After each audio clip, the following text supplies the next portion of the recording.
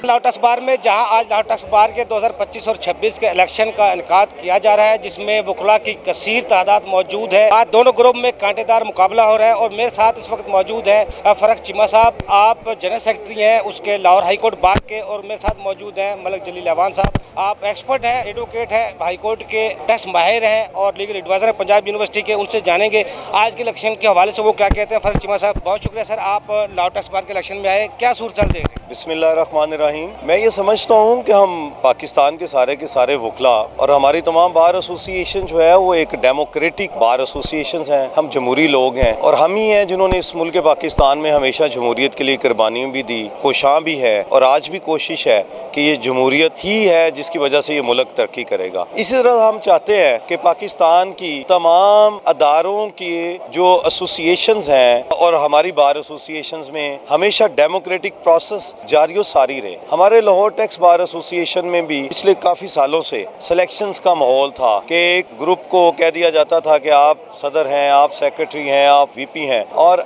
इस दफ़ा ये एक बड़ा ज़बरदस्त और एक अच्छा मुकाबला है कि एक इलेक्शन होने जा रहा है, वो एक प्रॉपर इलेक्शन है। जैसे आपने कहा कि कांटेदार मुकाबला है, मैं आपसे इत्तफाक करता हूँ कि एक इलेक्शन हो रहा है और शाम 5 बजे तक इलेक्शन होगा। अल्लाह रब्बुल इज़्ज़त जिसको जीत दें, जिसको फतह दें, वो उसके नसीब है, लेकिन हम डेमोक्रेटिक लोग हैं और डेमोक्रेटिक प्रोसेस जो है वो जारी और सारी रहना चाहिए। जी बिल्कुल, फरक चीमा साहब का ये जमहूरियत का हुसन है। जिस तरह सियासी पार्टियां करती हैं एक दूसरे के दुश्मन बन जाती हैं, अगर वकला को देख लें, उनके जमहूरियत के हुसन को देख लें और इस इलेक्शन को देख लें तो इससे सबक लेना चाहिए। मलिक जलील अवान साहब भी मेरे साथ मौजूद है। मलिक जलील अवान साहब, आप टैक्स के बड़े माहिर हैं, साबिक इनकम टैक्स ऑफिसर भी रहे हैं, लीगल एडवाइजर भी हैं पंजाब यूनिवर्सिटी के, आप पूरे प्रोसेस को इलेक्शन के किस तरह देखें? मैं बिल्कुल जी चीमा साहब की बात को इंडोर्स करूंगा कि इलेक्शन होना चाहिए। जिस तरह लाहौर बार है और हाई कोर्ट बार है, इस तरह टैक्स बार की भी अहमियत है, क्योंकि रेवेन्यू कलेक्शन बड़ी किसी भी मुल्क की इकोनॉमी में आपने टैक्स बार का इलेक्शन लड़कर प्रोफेशनल ने आगे आना है, टैक्स पेयर्स की जेन्युइन ग्रीवियंस को आगे लेकर आना है, जो टैक्स पेयर्स को मसाइल है उनको लाना है, बजट प्रपोजल में आप किरदार अदा करना है, मुल्क की तरक्की में खासकर डेली जो है वो लॉ टैक्सेशन का चेंज होता है, तो उसके लिए ये बड़ा जरूरी है कि बार अपने रिटर्न के सिलसिले में रिटर्न डेली चेंज हो जाती है, सेल टैक्स की रिटर्न चेंज हो जाती है, तो बार में प्रोफेशनल लोग एक इलेक्शन के जरिए हैं जो कि